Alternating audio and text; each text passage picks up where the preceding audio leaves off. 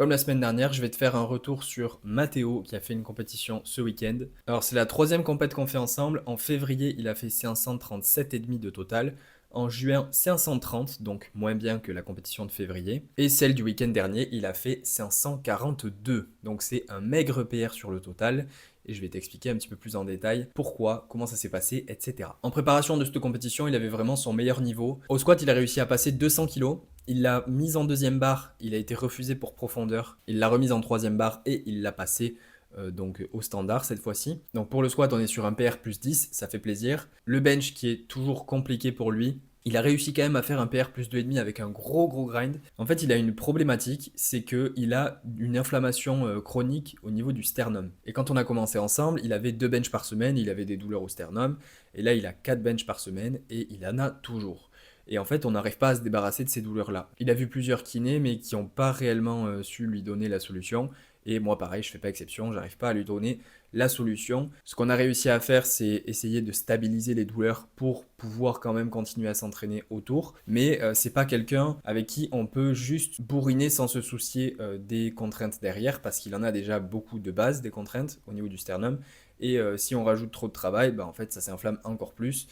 Et donc, on peut pas se dire, bon, bah, t'as besoin de plus de travail pour progresser, on va juste te mettre plus de travail. Et bah non, parce que du coup, il se fait mal. Donc là, après la compétition, on va essayer d'avoir une approche un petit peu différente en essayant de mettre des exercices de poussée dans des angles différents pour voir s'il peut mieux les tolérer, avoir moins d'inflammation au niveau d'un endroit spécifique pour pouvoir avoir quand même beaucoup de travail en poussée et progresser sur la poussée tout simplement. C'est pas forcément évident à gérer, mais bah faut toujours essayer de trouver des solutions. Et pour le terre, il a déjà fait 2,30 en compète et même à l'entraînement, il a refait le bloc avant la compétition. Et moi, j'étais persuadé qu'il avait progressé. J'étais sûr qu'il a été capable de faire plus que 2,30 sur la compète. Mais il a fait 210 en opener, 220 en deuxième barre. Et ensuite, il jouait un match avec un autre mec et son adversaire avait un meilleur soulevé de terre. Genre bien meilleur soulevé de terre. Il a fini par terre 2,70 le mec. Mais donc Mathéo avait un meilleur squat et un meilleur bench. Du coup, sur sa deuxième barre, son adversaire a mis 2,60, il l'a passé. Et donc Mathéo s'est retrouvé dans la situation où, en troisième barre, il devait mettre 242,5 pour pouvoir avoir le même total que lui et le battre au poids de corps. Il m'a demandé, je lui ai dit, let's go. Il voulait pas faire son meilleur total possible en grattant le maximum de kilos.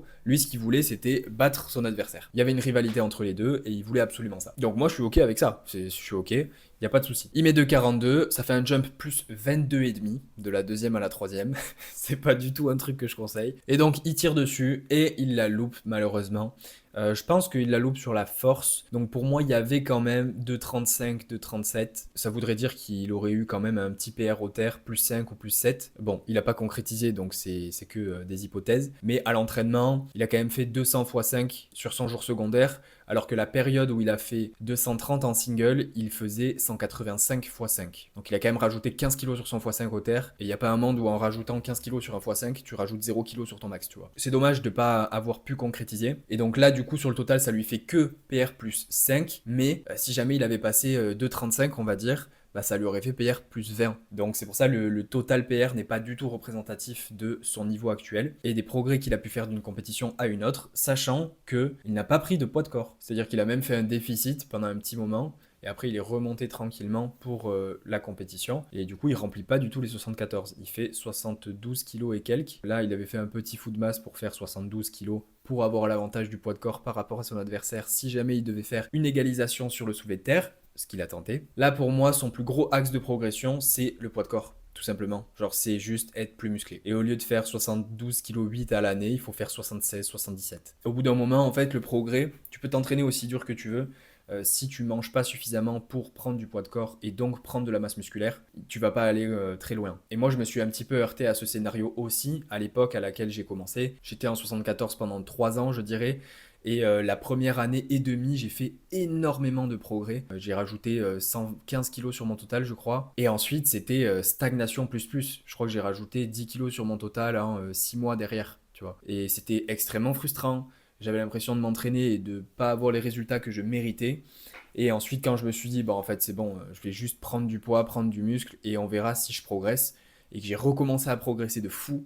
Là, c'était hyper gratifiant, ça faisait vraiment très plaisir et j'avais vraiment la sensation de mériter par rapport aux efforts que je mettais, tu vois. Comme quoi, bah, tu peux t'entraîner aussi dur que tu veux, si t'as pas les autres variables qui suivent, Tu peux pas aller très loin. Donc voilà pour le petit récap de compète. Je vais te faire aussi le retour de ma dernière semaine de bloc et du début de ce bloc-ci. Sur la dernière vidéo, je t'avais laissé en te disant je me suis fait mal au dos au GHD en faisant des abdos, ce qui est un petit peu dommage. Et je m'étais dit bon ben ça va passer au fur et à mesure des jours. J'en suis sûr. Je suis sûr que je me suis pas fait quelque chose de grave et que ça va aller mieux très vite. Bon, ça a été un peu plus long que ce que je pensais, honnêtement, parce que je me suis réveillé mardi matin en ayant extrêmement mal et ça a complètement disparu dimanche soir / lundi matin. Et je pensais que ça allait partir au bout de 3 jours. Pas du tout, ça a mis du temps, bordel. Donc le mercredi de base, je devais faire un single au squat. Pause, je devais monter à 220, je ne l'ai pas fait. J'ai même pas essayé de mettre une barre sur mon dos. Je trouvais que la rentabilité de faire un single pause, elle n'était pas énorme. Par contre, les risques auxquels je m'expose en faisant un single lourd, là, ils sont grands, surtout à ce moment-là de la douleur. Donc, j'ai préféré pas prendre le risque. J'ai pas fait de squat. Et j'avais aussi du terre tradi, normalement, que je n'ai pas fait non plus. À la place, j'ai fait le leg press unilatéral que je fais déjà de base. J'ai juste mis un petit peu plus lourd que ce qui était prévu.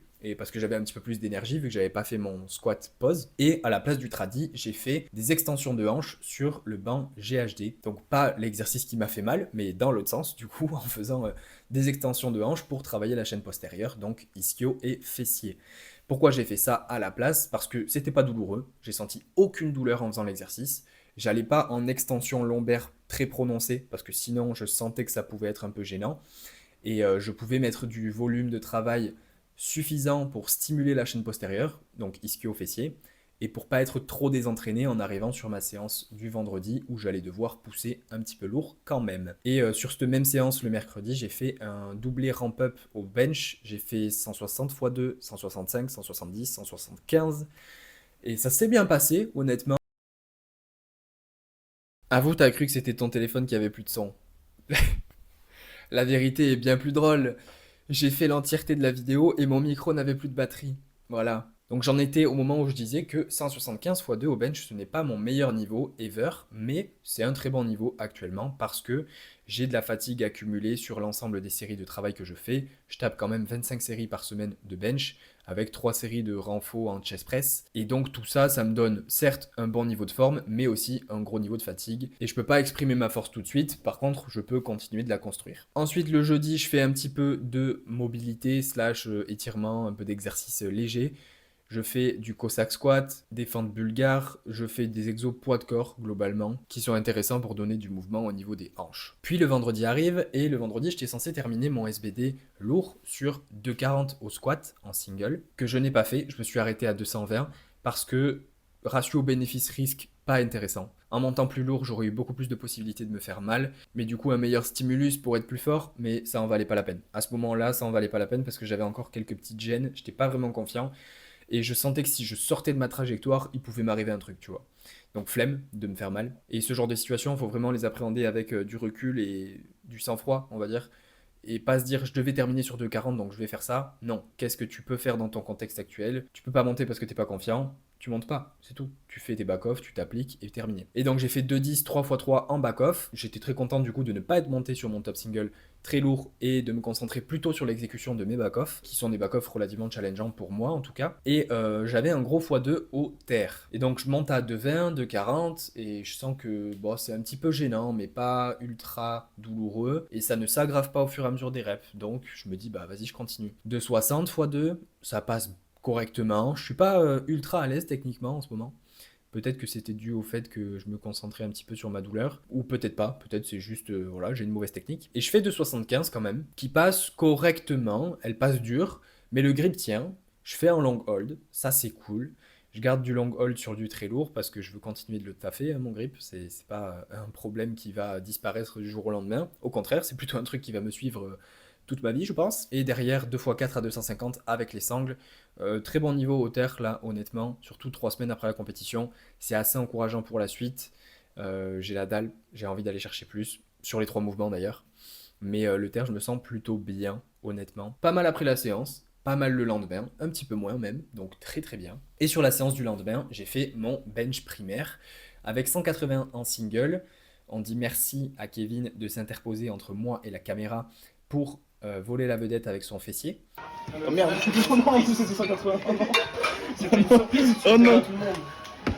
Elle passe correctement la 180, elle passe RPE 9,5 10, il n'y a pas vraiment de doute là-dessus, mais je suis content de comment elle passe au vu du contexte dans lequel je suis. 175 x 2 en ramp-up en milieu de semaine, donc franchement un bon niveau de forme au bench, beaucoup de fatigue mais un bon niveau de forme. 3 x 3 à 160 en back-off qui passe vraiment bien, franchement j'étais assez content de la technique là-dessus. Et sur ce début de bloc, donc première semaine sur 3, parce que là je fais des blocs de 3 semaines jusqu'aux France, j'ai commencé assez haut quand même. J'ai un 4x5 en tout au squat, mais je fais 185, 200, 2x5 à 185. J'ai toujours une série de ramp-up parce que j'aime pas avoir trop de back-off et il me faut quand même une certaine quantité de travail pour progresser. Et je préfère cette approche plutôt que top 7 back-off. Ça me nerfe un tout petit peu sur mon top 7, donc je suis un peu plus fatigué que ce que je serais si jamais j'avais juste un single à 185, tu vois. Mais rien de très gênant parce que c'est pas sur ce jour-là que je veux performer dans l'absolu, c'est sur le jour en single. Donc là, j'accumule du travail de qualité. Je me suis senti vraiment bien sur le squat, j'ai l'impression d'être sur des rails vraiment. Juste sur le dernier back-off, j'ai commencé à avoir mal au genou droit. La réhab, je la fais des deux côtés hein, pour les genoux. C'est-à-dire que j'avais de grosses douleurs au niveau du genou gauche sur la tendinopathie. Mais la réhab, je fais les deux genoux. Pourquoi? Parce que quand on commence à avoir une douleur d'un côté, on va avoir tendance à compenser avec l'autre côté. On va mettre du coup plus de contraintes de l'autre côté. Et si l'autre côté n'est pas apte à tanker ces contraintes-là, il va ramasser et on va aussi se blesser de l'autre côté. Donc la réhab, je la fais depuis le début sur les deux genoux. Et depuis le début, ce que j'avais remarqué, c'était que ma jambe gauche, celle qui était douloureuse, était plus forte. Elle était plus forte sur tous mes exercices de réhab. Donc ce que j'en avais déduit, c'était que de base, j'étais plus faible à droite. Comme j'étais plus faible à droite, je mettais plus de contraintes à gauche. Le côté gauche a eu donc de manière chronique plus de contraintes dessus, qu'il n'a pas toléré au bout d'un moment. Il a donc commencé à avoir des douleurs. Et une fois que j'ai commencé à avoir ces douleurs à gauche, instinctivement, je me suis décalé un peu plus à droite. Et donc le genou droit a eu un petit peu plus de contraintes, peut-être. J'extrapole complètement là, c'est de la broscience certifiée. Mais en vrai, ça a du sens quand même. Si t'as mal d'un côté, tu vas aller sur l'autre côté instinctivement, parce que flemme d'avoir mal, tu vois, on n'a pas envie d'avoir mal. Et du coup, peut-être que je mets plus de contraintes sur mon côté droit, qu'il n'est pas habitué à tanker, et donc, là, maintenant, quelques mois plus tard, j'ai des douleurs. Mais ça va, je suis plutôt optimiste là-dessus parce que je continue les exos. C'est pas comme si je les avais arrêtés à partir du moment où j'avais senti qu'il y avait une petite amélioration, tu vois. Je continue vraiment les exos. Ça devrait aller dans le bon sens, normalement. Évidemment, dans le meilleur des mondes, il faudrait que je baisse un petit peu le squat et le terre, mais c'est pas le moment. Je veux faire le meilleur total possible en décembre, et donc ce n'est pas le moment, voilà. Mais je fais ce que je peux, je continue les exos, et ça devrait aller honnêtement. Le bench, rien à dire sur cette séance, et le terre, très bien. 2,35 x 5 en mix grip. J'ai oublié de faire du long hold à la fin parce que j'entendais des conneries. Évidemment, j'ai pas les écouteurs, moi, je mets pas de musique depuis un long moment. Mais des fois, dans des moments comme ça où j'entends des conneries autour de moi, je me dis qu'il faudrait que j'en mette parce que j'arrive à rester impassible et j'arrive à me concentrer vraiment sur la tâche que je dois exécuter, donc sur ma série de travail. Mais il y a des fois, c'est compliqué. Et là, c'était compliqué. Du coup, j'ai oublié de faire mon long hold parce que j'entendais des conneries. Ma faute, mauvais élève, j'aurais dû mettre des écouteurs et c'est tout. Il n'y a pas grand chose d'autre à faire. Et sur les back-off, derrière, je me suis senti bien. J'ai fait un 3x5 en sangle à 215. Et petit bonus, la séance du mardi, j'ai fait un 5x7 en close grip Larsen à 110. Ce que je fais sur ce format-là, c'est que c'est le 5e bench que j'ai rajouté. Donc c'est le moins spécifique, c'est du close grip Larsen. Donc ça n'a rien à voir avec mon comp habituel. J'ai petit doigt sur l'anneau, j'utilise pas les jambes, grosse amplitude. Et j'ai commencé avec un 5x5 à 110 il y a deux blocs. Le dernier bloc, j'ai fait 5x6 à 110. Et sur ce bloc, je vais faire 5x7 à 110. Toutes les semaines, les 3 semaines du bloc, je vais faire 5x7 à 110. Et je vais pas y toucher parce que comme je suis plus fatigué de tous les autres formats dans la semaine, j'arrive sur cette séance déjà fatigué. Et ça sert à rien d'essayer de l'augmenter au fur et à mesure du bloc. C'est déjà une augmentation de ce bloc-ci par rapport au bloc précédent. Il y a une forme de surcharge progressive. Donc ça suffit amplement. Voilà, c'est tout pour moi et pour cette vidéo. J'ai adoré faire la deuxième partie 2 fois d'affilée. C'est complètement faux. J'espère que tu auras aimé. Si tu as aimé, mets un j'aime. Commente pour me dire ce que tu en as pensé. Je te dis à la prochaine. Reste positif.